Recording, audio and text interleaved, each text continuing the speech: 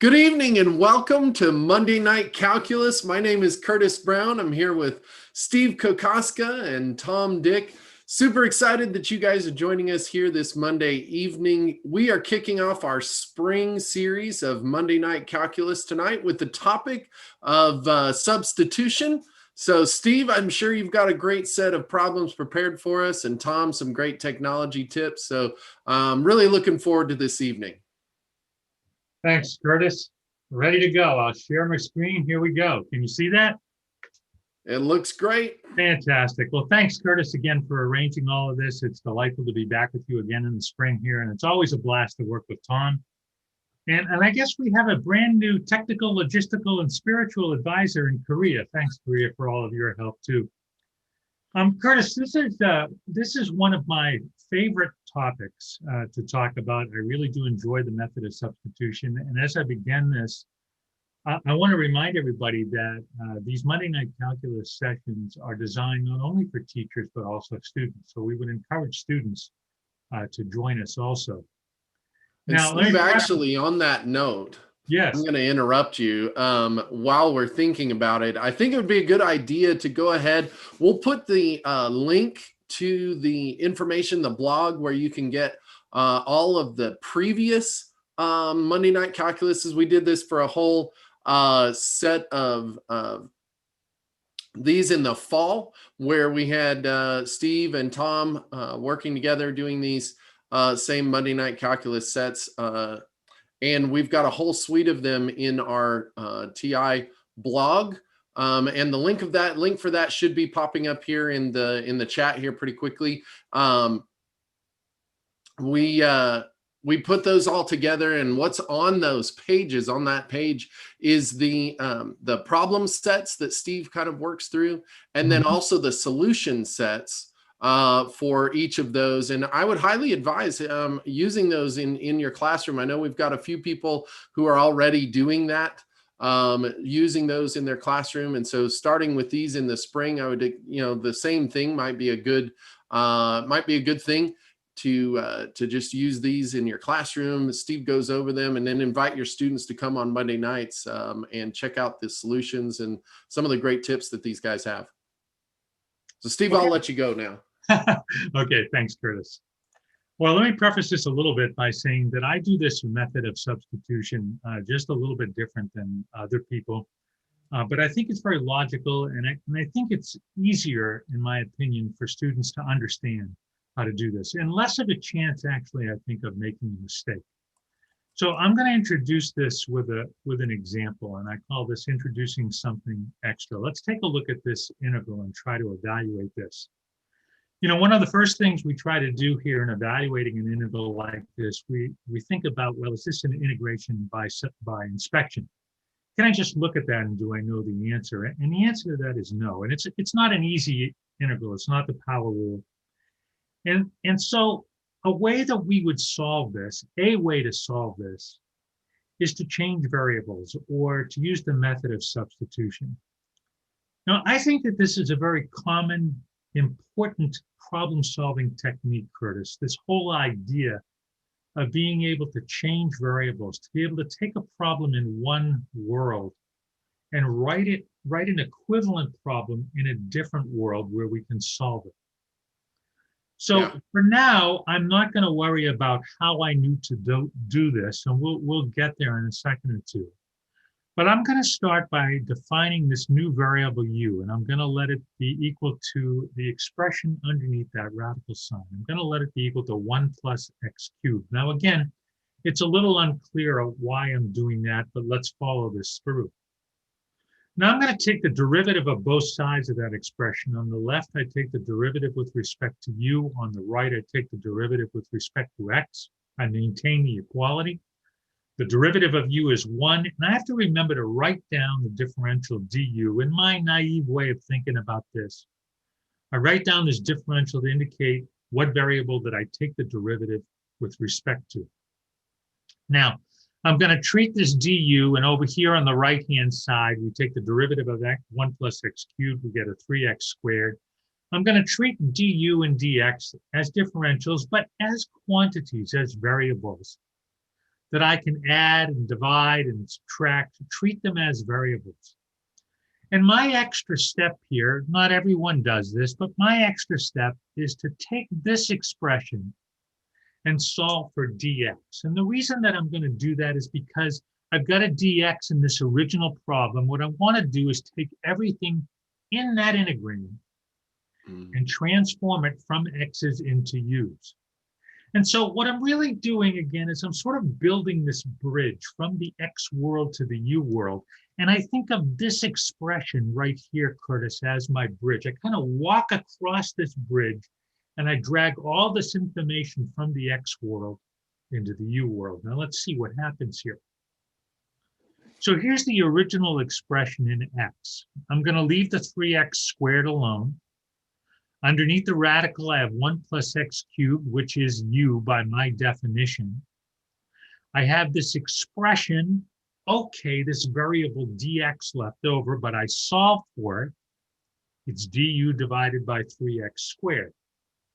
Now, look, some of my colleagues balk at this step because it's an integrand or an expression that has both x's and u's in it. But I don't think that this is incorrect because this is sort of an intermediate step. And again, if you think of this visually, it's kind of like me walking across this bridge from the x world to the u world, and I'm kind of on the bridge. I'm almost there. So now what I'm going to do is simplify this. And in this case, the 3x squareds go, and I'm left with this expression. And sorry about the analogy again, Curtis, but now what I've done is I've transformed what seemed like a very difficult problem in the x world into one that's pretty darn easy in the u world, because that's really just u to the 1/2. I can integrate that easily, u to the 3/2 divided by 3/2. And I did a little bit of simplification. There's the 2/3, and I'm not done yet.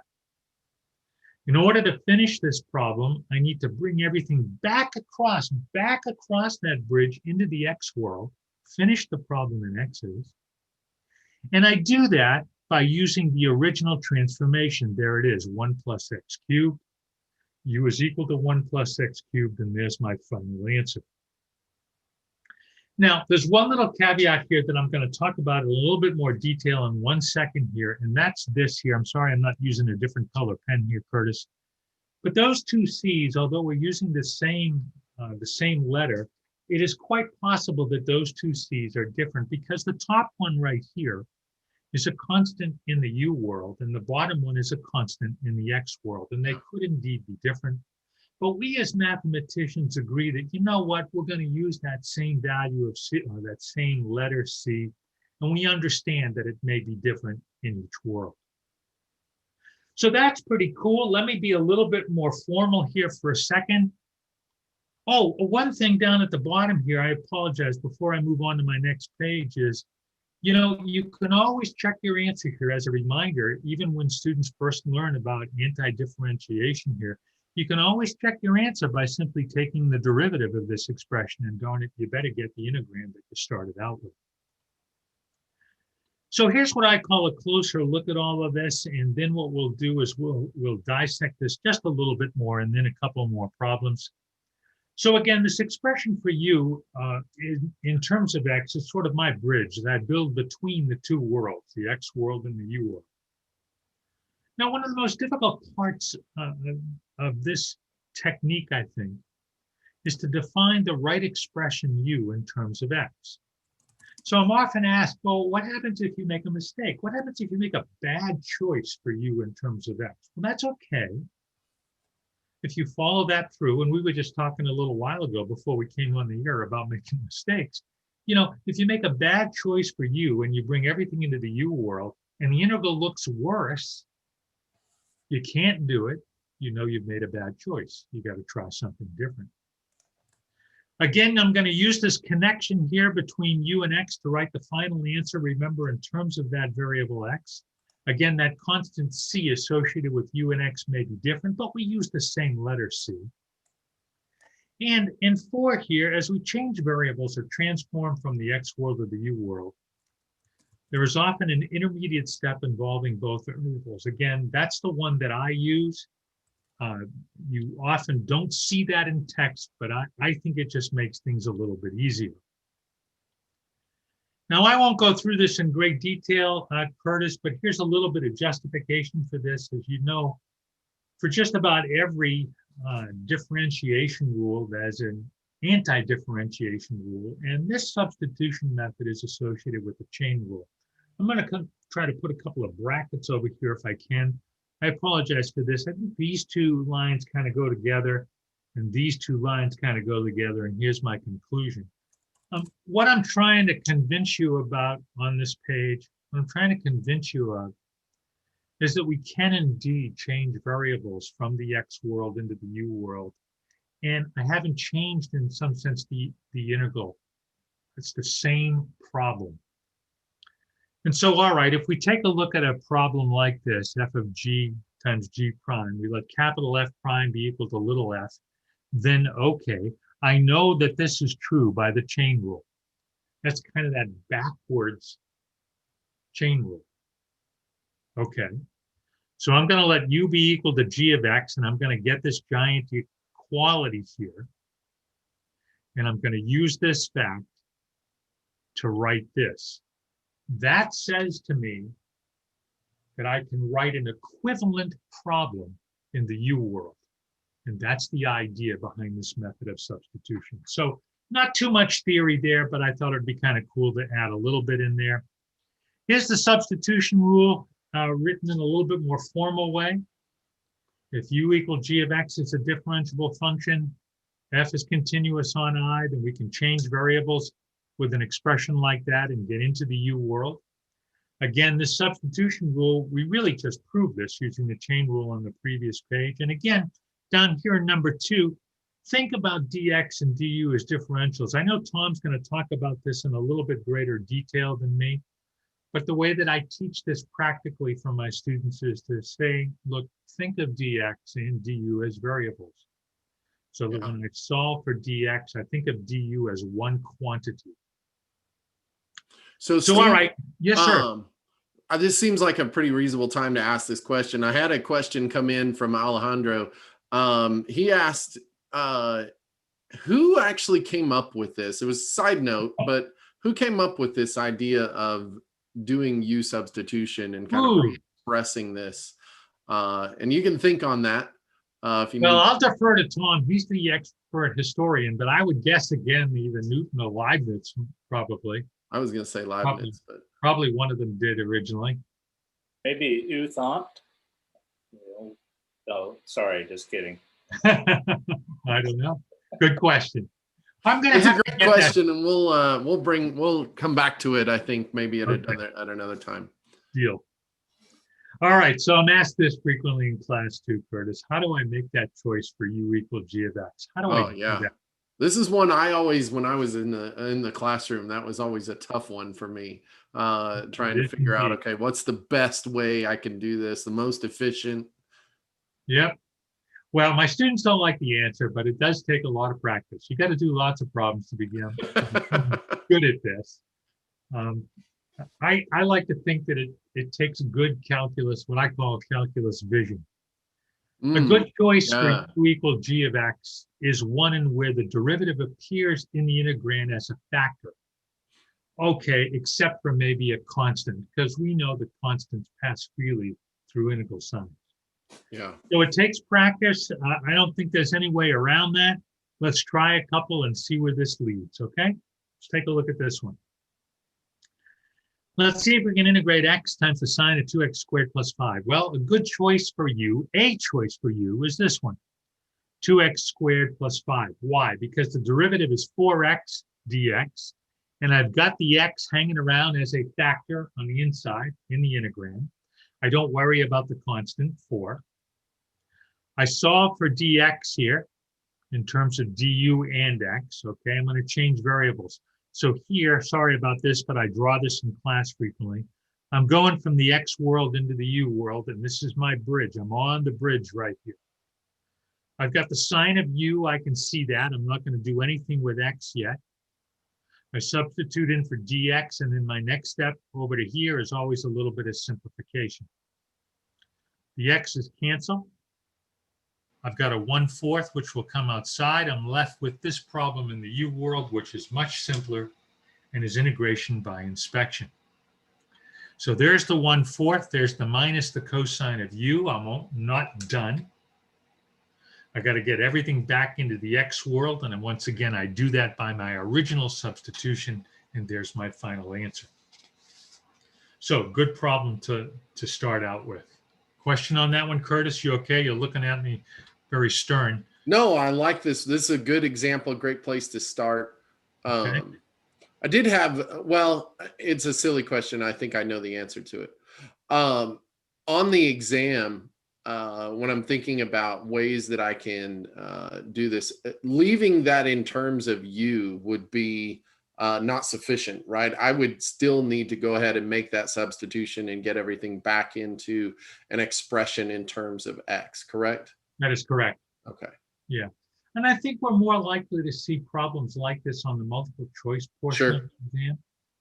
And the answer would certainly, or the solution choices would certainly be given in terms of x. So yeah. Right, right. So you would, yeah. Mm-hmm. Yeah. All right, well, this one is where's, oh, there's a missing word in there. Where's the DU? Do you remember that commercial, little trivia? Where's the beef? You remember that one? Yeah. Yeah. Okay, where's the DU here? So, I don't know, and given the first problem, given the couple of problems that we've taken a look at here,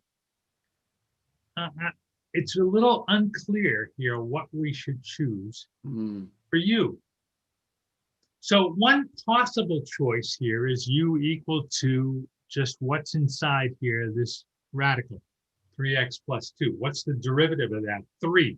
Well, do we have that hanging around? Well, we don't worry about constants. So I think we're okay. We'll solve for dx, and let's see what happens.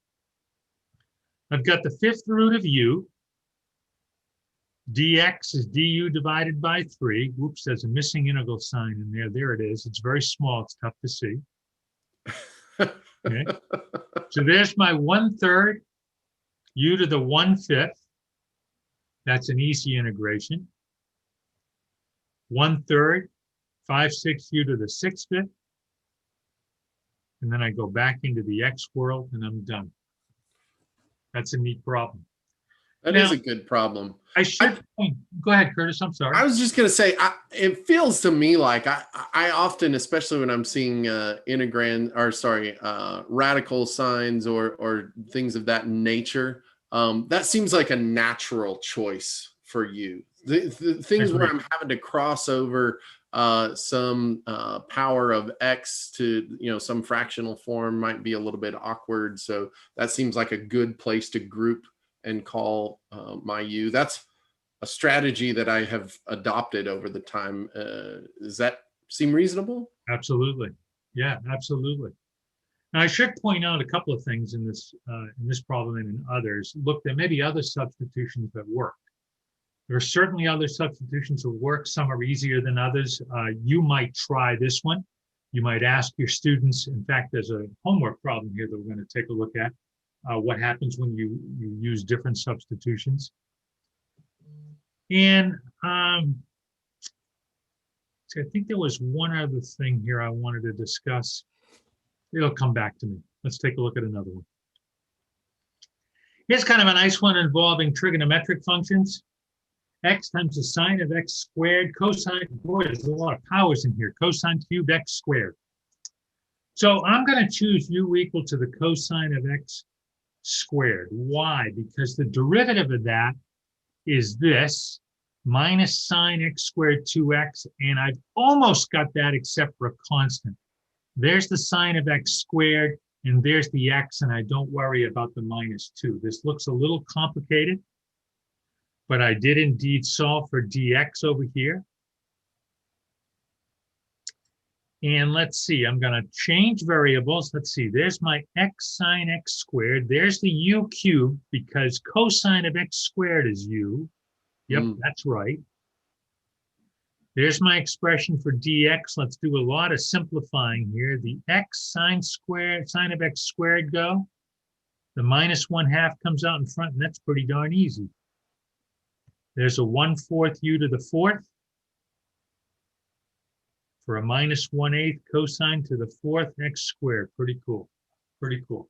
That's a really cool problem. That's a nice one. Mhm. And let me just mention, I don't remember what it was now. You know, Curtis, many of our teachers out there have some really great AP students, and I'm envious of that. And they have some good students who can look at a problem like this and know exactly what the antiderivative is, can see that integrating constant that they need in there.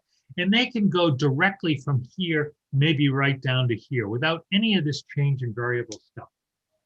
Now, look, that's okay, maybe on multiple choice, but I would recommend that you go through some of these parts because there's more of a chance of making an error if you go directly from here to here. If you write things out logically, you account for all the constants, you account for all the factors in the integrand, I think there's less of a chance of making an error. Let's try this one. Let's try one involving log functions. It's a little tricky here to figure out what u should be, but if u is equal to the log of x, the derivative is dx divided by x, and son of a gun, I can see that x in the denominator hanging around inside in the integrand. I'm still going to follow through here. Here's dx, and let's change variables. Here's the u in the denominator. That's the log of x. I'm going to leave the x alone. dx is x du. There's a little bit of canceling, and this is kind of cool. That's du divided by u. I know the integral of that is just the log of the absolute value of u. Don't forget those absolute value symbols. And I get back into the x world again through the original transformation. Little uncommon. We don't often see the log of the log, but certainly possible. Sure. Cool. All right, well, let me try one. I know you were going to ask, Curtis. Let me try one with a definite integral here. And let's see what happens, okay? So I'm going to evaluate 0 to 4 of x e to the minus x squared. I'm going to put a little line down the middle here for a second. The first thing I'm going to do is choose an expression for u, and I'm going to let u be equal to minus x squared. And the reason is because the derivative is minus 2x dx, and I can see the x up there. And don't worry about the constant minus 2. I'm going to follow through, and I'm going to do the same thing. I'm going to solve for dx. There it is. I'm not going to transform. I'm not going to bring things into the u world just yet. When I drag along that integrand into the u world, it's imperative that I also drag along the bounds. So I have to transform these bounds in x into bounds in u, and I do that via this transformation. So when x is 0, I simply plug that in and I get a 0. When x is 4, I plug it in and I get, I think, a minus 16. So this is a common error on the free response portion of the exam. We've seen this often. If I'm going to change variables from x's into u's, I got to drag along the bounds. Now, look, I know that people will argue, well, you know, I'm going to put up there x equals 0 and x equals 4. Okay, but then what's your plan? Are you going to come back into the x world later on? I would argue that that's a bad idea and a lot of extra work. So drag along those bounds. I'm still in sort of this intermediate world here, or on the bridge. The x's go. There's the minus 1/2. And I'm left with this definite integral in the u world. Notice something else that's happened here, Curtis, is that the order of the bounds here has changed. In other words, it went 0 to 4, 4 being greater than 0, and it's switched in the u world. Sometimes that scares people. They don't like that, but that's certainly possible. Depends on the transformation. Well, this is an easy one of the easiest integrals that we deal with. That's just e to the u. There is absolutely no reason at this step to go back into the x world. You brought the integrand into the u world. You brought the bounds into the u world. You don't need to go back into the x world. You can just evaluate right here. That's e to the minus 16 minus e to the 0. I think I did a little simplification, and I'm left with that. Hey, Steve, I did get one question Shoot. from the audience, and that was, do you have an example that shows integrating tan-x, the We tangent do. function? That was perfect. I'm going to go to the solutions here from the exercises. All right, Alejandro, here we go. That's the first one I'm going to take a look at. I don't have enough time, Curtis, to do all of these, but I do want to mention a couple, okay? All of these solutions, of course, will be on the web page. Let's take a look at the tangent right here. You know, if you just look at the tangent of x, it doesn't look like we can do anything. I mean, the only choice, reasonable choice with my underline there is u equal to the tangent, but the derivative of that is secant squared, and that's not hanging around. Yeah, that gets kind of scary. So, so a very common approach here with integrals involving trig functions is to get everything back into sines and cosines. And so I'm going to write the tangent by its definition, and now it's a little bit clearer. I'm going to let u be equal to the cosine because the derivative of that is hanging around is the sine of x. Now, you might ask, well, why don't I let u be equal to the sine? Because the derivative of that is the cosine. You're right, but it's in the denominator. And that causes some problems, okay? Then things won't cancel out. Terms won't cancel it nicely. So it's got to really be a factor. We don't want it to be in a denominator. Right. All right, so I follow through in the usual way. There's my dx. So this becomes, there's the sine of x, there's u. There's dx, a little bit of canceling. There's the minus sign. Jeepers, where did that integral sign go again, Tom? There it is. And that's just minus the log of the absolute value of u. We'll bring everything back into the x world minus the log of the cosine of x. So there you go. That's an excellent question here. I'm going to take a look at, I think, one more, Curtis, if it's okay.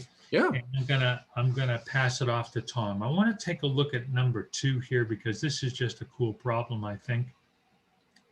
There's a really nice, I think, theory here, idea, concept here. So I'm going to actually look at this integral and I'm going to evaluate that in 2 different ways. The first thing I'm going to do is try to evaluate it using the substitution u equal to tangent of x. And the reason that I'm going to do that is because I can see that the derivative of the tangent is the secant squared, and son of a gun, that's in the integrand as a factor. So it seems like a very reasonable choice. So let's see, there's my dx. Let's see if I did this right. There's the 2, there's the u, there's the secant squared. I'm not going to touch that. There's dx, a little bit of canceling. The 2 comes out in front. And then I'm left with a very easy integral. Yeah. So that's 2 u squared over 2. So let's see, I'll just bring everything back into the x world. That's the tangent squared of x plus c. Nice problem. Well, all right. I know you are looking at this, Curtis, and saying, you know, I think I can split up secant as secant times secant, and I'm going to let u be equal to the secant of x. Sorry, I'm going to jump around just a little bit here. If I rewrite that integrand like this, and I let u be equal to the secant, there's the derivative of the secant, secant x times tangent of x. So this seems like a reasonable substitution also. See what happens. U is equal to the secant. There's du. I'm going to follow my process here and solve for dx. There it is. And let's change variables. So let's see, here's u. I'm going to leave this expression alone. There's dx. Let's see, did I do this right? A little bit of canceling. I'm left with the same integral, u squared over 2, but son of a gun, this time I get secant squared of x plus c. Well, all right, these 2 expressions sure as heck don't look the same. And so that begs this question, did we make a mistake somewhere? Is one of these substitutions invalid? Did we make some sort of an error? And so one thing that you might think about here is, well, I'm going to graph both of these solutions in the same viewing window. I was just going to ask, can we look at these things? 'Cause I'm Yeah, we I'm having a visualize. hard time picking this one out here. All right. Well, here we go. It might, I apologize, Curtis. It might not be clear what's going on here, but it will be, I hope, in a minute. These functions that I graphed are clearly different. Mm. I think the green one is the secant, the blue one is the tangent. And so we have to go back to a theorem here that we learned in AP Calculus about what happens if we have two different looking, I'm going to add that phrase or that word in there, two different looking antiderivatives. And the theory says, or the theorem says, that they must differ by a constant. So you'll remember your trigonometric identity here, tangent squared plus 1 is equal to secant squared, so that these two solutions actually differ by a constant. And in fact, one of them is just a vertical shift to the other. It's a little difficult to see here because of the nature of these two functions, but this is indeed a vertical shift of 1 unit at every value of x. So that's a neat problem. Go ahead, Tom. I'm sorry. Yeah, I just noticed we didn't catch that the labels are a little bit off on the actual graph. So it's y equals secant squared and y equals tangent squared. Oh, right here. Yep. Correctly. It's just the labels are off a little bit. Yeah. A little bit. There's a 2 in there. Yeah. Very small. There's a We'll 2. clean those up before we post it. Absolutely. Absolutely. Okay, we've got a couple of other problems in there, Curtis. There's a 3, 4, and a 5. We'll put some, we'll post those solutions, but I want to hand it over to Tom. Okay. I think that's great. Thanks, Steve. This was really good so far. Thanks. He's got some neat technology. Tom, there you go. Okay. Well, I'm going to try to share my screen here. If I can do this. And so I'm pulling up a TI-Nspire screen. I hope folks can see that. Yep, looks good. Okay, great. And when we settled on this topic of substitution, I know as I thought about it, I struggled a little bit to think about how we might use technology in some nice way to illustrate ideas, because certainly you could use some computer algebra, but was there something more geometric or graphical that we could do here? And so this is the thing I settled on, and it's just thinking about linear substitution. And one of Steve's examples used linear substitution. I think he had a substitution of 3x plus u equal 3x plus 2 in one of his problems. And I just want to look at that in general, because there's a nice geometric way to make sense out of what substitution is doing for you when your substitution is linear like that.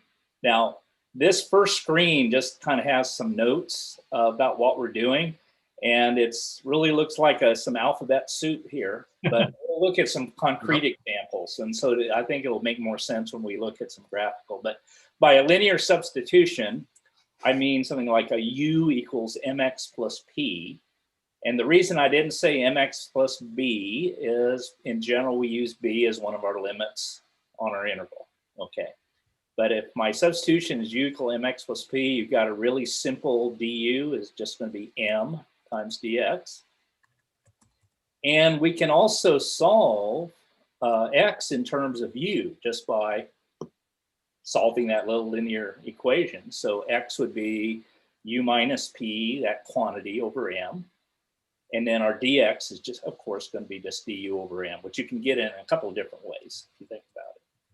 So if I make all these substitutions, and I'm looking at a definite integral. So if I had the definite integral of a to b, f of x dx, well, I would substitute u minus p over m for the x. That's from here.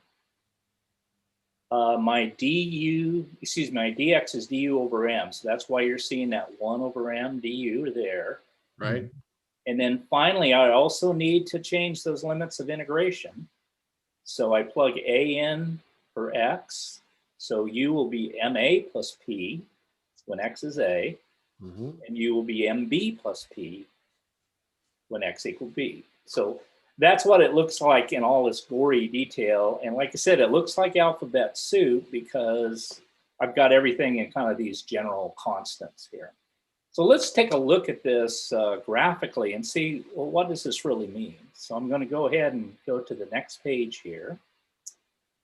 And let me explain what we're looking at here. So hope to make some sense out of this. So over here in this little graphic screen, I have a function, happens to be a cubic, and I am illustrating the integral from a to b of that function.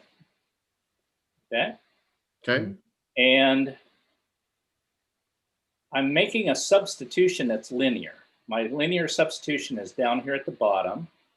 It's 2x minus 5. So u is equal to 2x minus 5. So I've set up the u world definite integral over here. Oh. So the u world, the limits are going to be, well, the c, that would be my lower limit of integration. I plug in the a. Let's see, if I plugged in a equal 1 into 2x minus 5, I'd get negative 3. If I plug b equal 3 into 2x minus 5, or 2 times 3 minus 5, I'll get 1. So you can see c is negative 3, d is 1.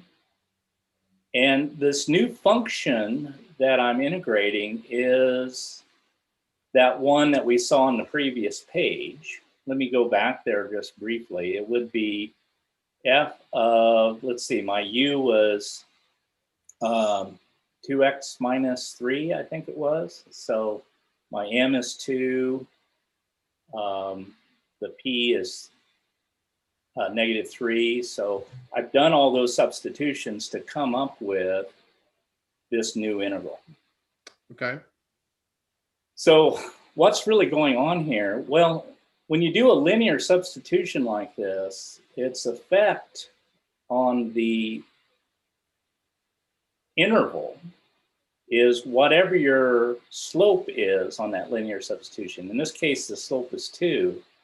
That's going to stretch the length of your interval out. It's going to double it.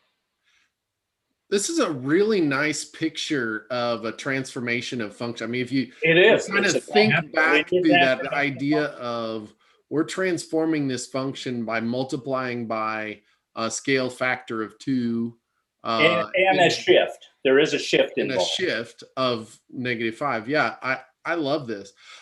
So my interval length originally was from 1 to 3. So interval length of 2. Now I've got an interval length from negative 3 to 1. That's an interval length of 4. Right. So my interval now is twice as wide as it used to be. Right. But remember, we also have that factor 1 over m that pops up. So I'm also squeezing my function down by a factor of 2. Wow, yeah. So I stretched my interval out, double the width, but I squashed the function down to half its height.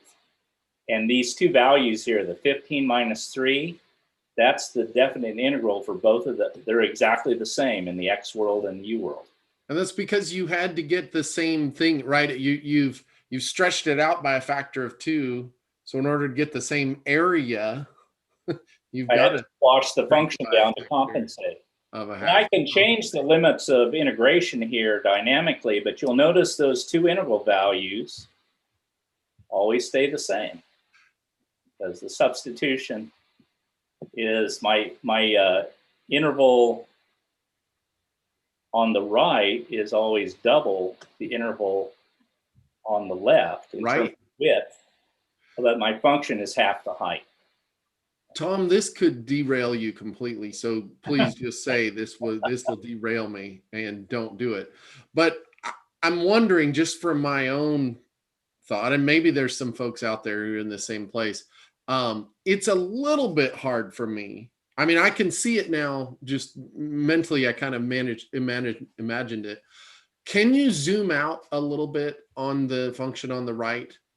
Just a little bit, so that we can see that in fact you really do have a scaled version of that, scaled and shifted version of that cubic.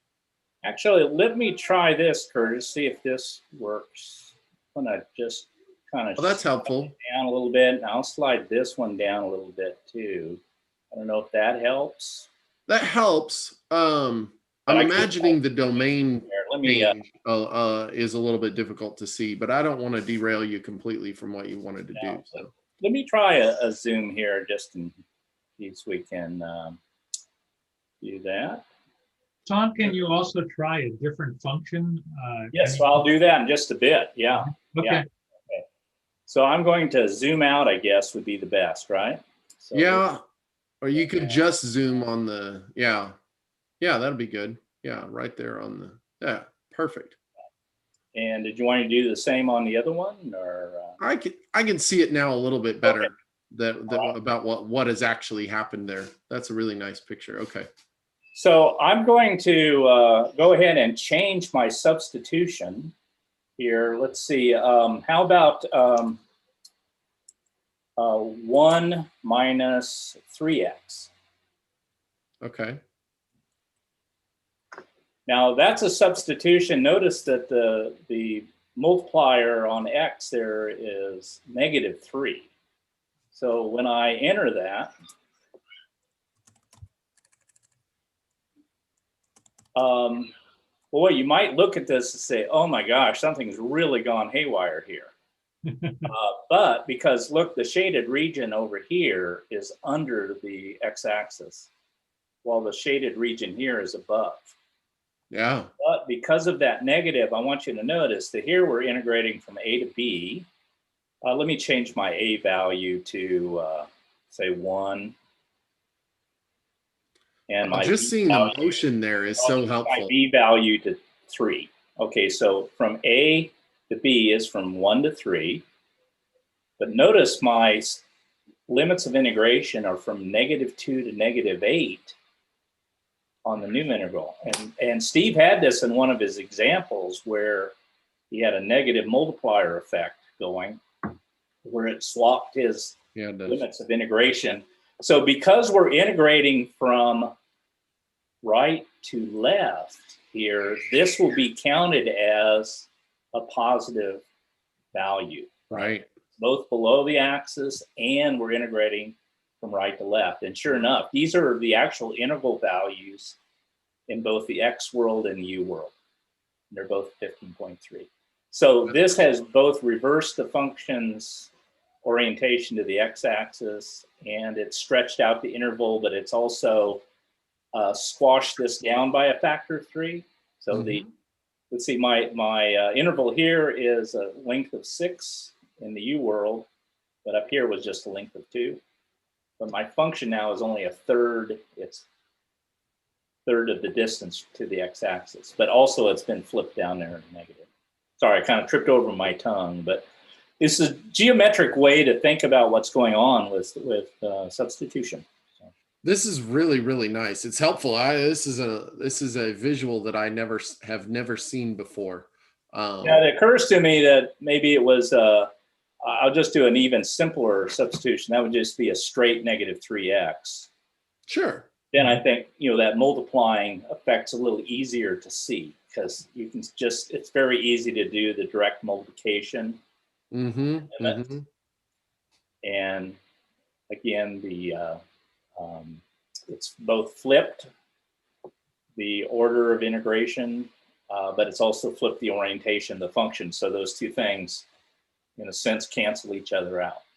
And the scale, when you were clicking 1 unit on A, and I was watching how C is changing, if you increase A to 2 or something, just watching how C changes on your other images also. Yeah, I notice C is moving to the left as A moves to the right. It's very helpful, just understanding a little bit about what's going on there. So, and seeing the total unit to go from seeing that for each one that you click, each what is it, 1/10 or whatever that you're skipping by there, you're moving by a scaled version of that for C.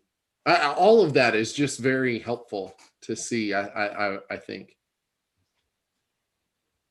And so this is linear substitution. It's very easy to kind of see geometrically what's happening, where you're getting this compensating scaling of the interval but it's compensated by a scaling of the function at the center. Right. So what's happening with a more complicated substitution, like Steve was doing, things like u equal cosine of x cubed and things like that? Well, remember that when we're doing definite integration, we're partitioning into very, very tiny subintervals. And over those subintervals, our function is approximately locally linear. So that substitution is working locally in a very similar way. At least that's the way I think about it. Steve, jump in there if you think that was kind of wrong-headed to say, but I think that is exactly what's happening. Is as you move along, you're having to change the scaling that you're doing at a very micro level.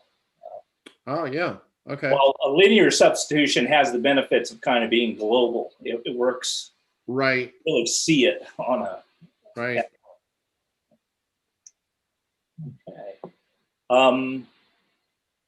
So I had a couple other things to mention in terms of technology use. As I said, I think Steve mentioned when you're doing antiderivatives via substitution, the indefinite integrals, you can always check your answer by taking the derivative of the thing you came up with and see if it's what you started with. Right. Sometimes that check is more painful than the actual work of the problem. It's great practice. I highly recommend doing it. But I was going to suggest some things you could do, and you don't need a computer algebra system to check it.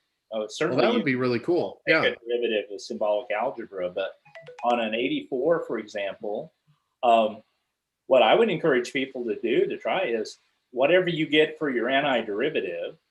And when I say antiderivative, I know there's an arbitrary constant, but let's just take the basic, you're picking a constant, pick this constant to be 0. So you're going to pick one antiderivative, graph it. Tom, are you going to go to the 84 on this one? I thought, I'm just checking, did you switch to the 84? No, I didn't. Okay. I'm just kind of waving my hands, explaining. Okay. So what you can do is graph what you get for the antiderivative and graph the original integrand. Mm-hmm. And then look at those two things graphically and see if it makes sense. Yep. Right. Because you should be able to look at the shape, wherever there's a maximum. Right. Or, if you have a change in, if you have an extremum on your antiderivative, that better correspond to a change in sign on your integrand. And stuff. Right. So any graphing calculator, you can do a graphical check to see if your antiderivative makes sense. Okay. Okay. Yeah, that's a good idea. Do you have an example you want to show us of something like that? Yeah, we could do that. I might stick. Why don't I just, let's see, Steve, do you have handy one of the? Absolutely. Yeah, let's just go ahead and. I was going to ask you on that last page, just for the heck of it, if you would try like an exponential. What happens if you just took e to the x, or to the minus x as your function? Can you still see this in there, Tom? I think so. Okay. Like you had x e to the minus x squared. Was that one of them? Yes. Yeah. Okay. Will that show up in there? Well, let's give it a try and we'll see what happens. So I'm just going to graph x times e to the negative x squared. Okay. And I'll zoom out here in a bit to get a better look at that. But let's see, I think you did this as an example and you came up with an antiderivative of, what was it, e to the minus x squared? E or to negative the e to the minus x squared, squared over minus e to the minus x squared over 2. Okay, so let's also graph that. So this will be e to the minus x squared all divided by 2. I think there's a minus sign in there too, Tom, out in front. Right, you're quite right. Yeah, I was going to say, I thought it was minus e. Well, and that would be one of the things, if we made a mistake like that, we Excellent. That's right. We'd say, hey, there's something haywire here. Yep, exactly. And what I'm going to do is I'll go ahead and zoom in on this, get a little bit.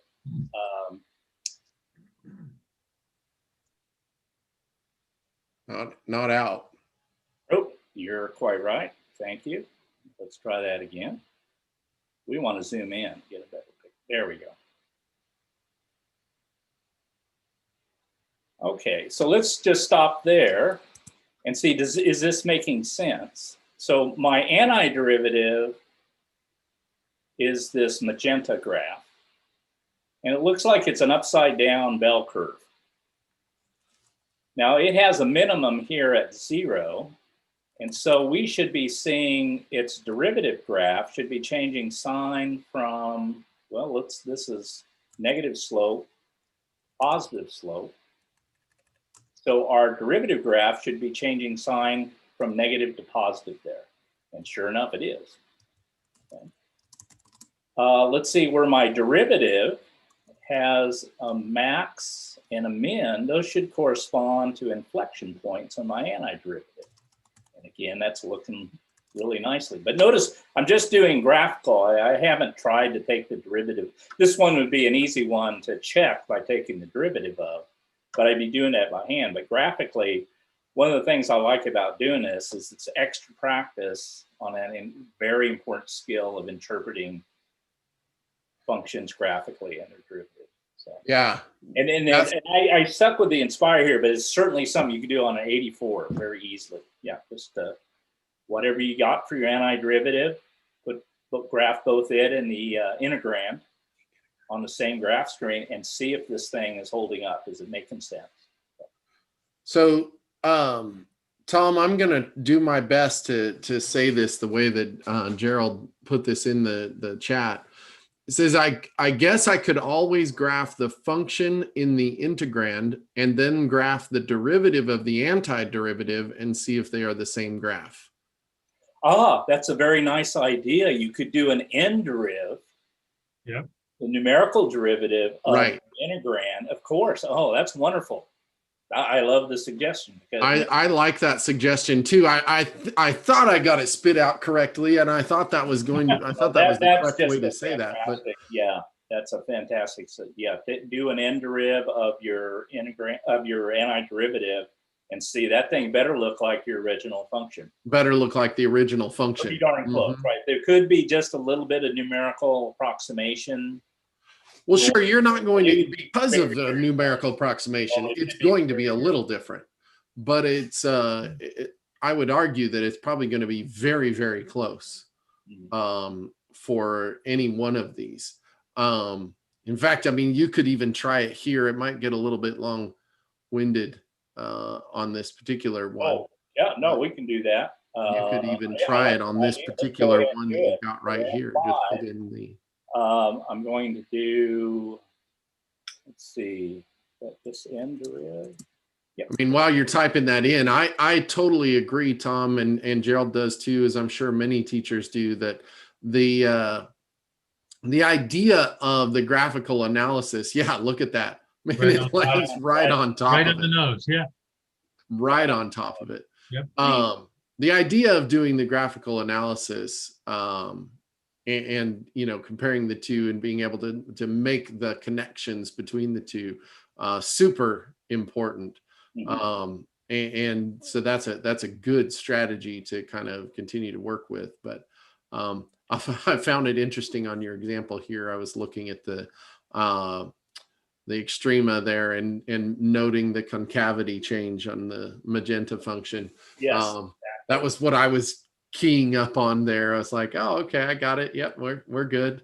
So all of those things are skills that we definitely want to continue to push and continue to see. Very good. So I don't know how we're doing on time. We got about 5 minutes there, Tom. So if you have another example, it's fantastic. And if not, we're, you know, we can go ahead and wrap up. You know, I did work up. It's a little bit different thing. It does tie into what we're talking about. But our good friend Mark Crawley, who's very good about advertising math, Monday night calculus for us on in the AP world, he relayed to us a question about, what exactly are differentials? Oh, yeah. Yeah. That show up. And it's a hard question. You don't want to get into the weeds of like differential forms and stuff like that, I don't think.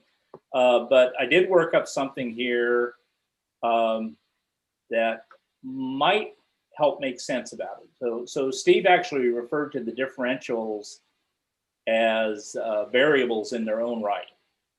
Sure. And that's definitely, I think, one of the ways to think about them. And it's very close. In fact, one of the ways I've thought about them is and this is not original to me at all, is the dx and the dy.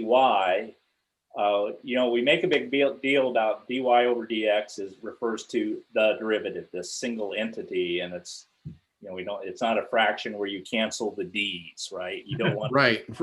symbolic nonsense.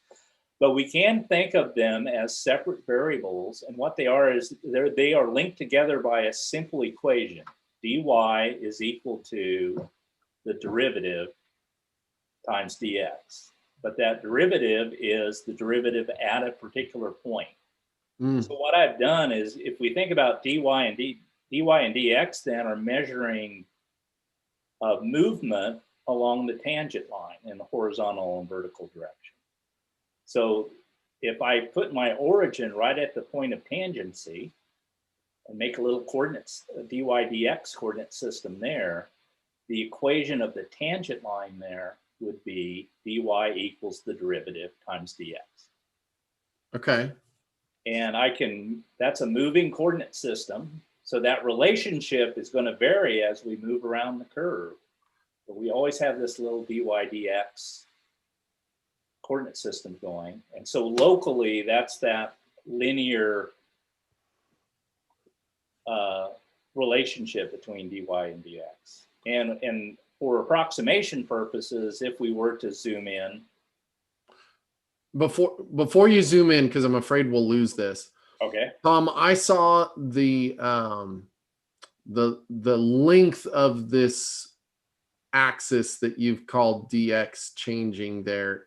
Was that intentional or just a byproduct of the way you made those lines? Just a byproduct of the way I made it. So I just made a pair of perpendicular. Okay. I just didn't want somebody to read into what was going on there, sort of what I was starting to read into it. So just being careful that axes there, you're just showing that these are, that we're looking at the two dimensions, dx and dy. And these are, if you look it up on that most magnificent of all resources, Wikipedia,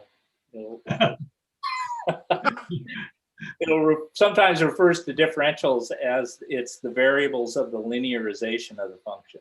And the linearization of the function is our tangent line. Right. So and we're measuring changes from that point. That's why our origin of our little dy dx plane here is following the tangent lines at the point of tangency. And the only other point I was going to make here was, if we zoom in on that point,